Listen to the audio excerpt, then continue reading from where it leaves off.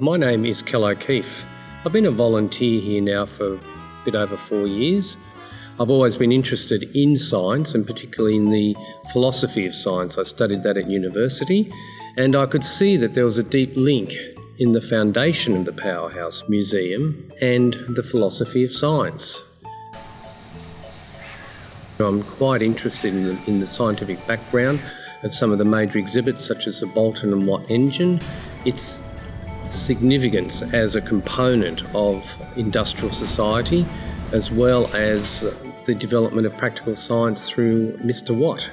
And I think that's one of the most fascinating exhibits at the museum, particularly the ancillary collection, which you have to ascend the staircase to have a look at.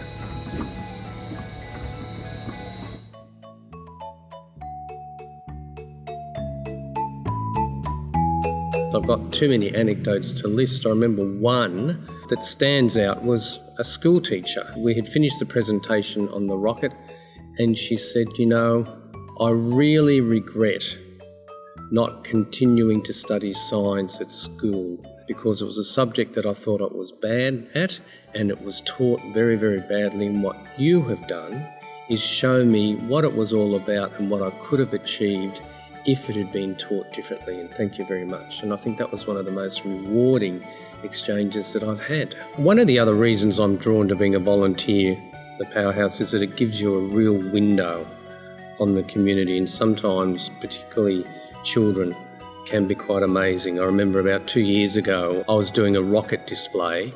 We have some props that provide a side story as to who invented the rockets and why it was invented. And we have posters that we hold up and we engage the children with it. And there was a poster of a Chinese soldier firing a rocket. And we explained the whole process, that there were hundreds of rockets that they could just overwhelm the enemy. But up in one corner was the formula for what was used to fuel the rocket. And I had this little kid who was about 10 or 11 who piped up and said, I know that, that's the formula for gunpowder. I mean, there's no way that I would have ever had any clue about those sorts of chemical formulas at that age. And so it always amazes me, but it's absolutely fascinating.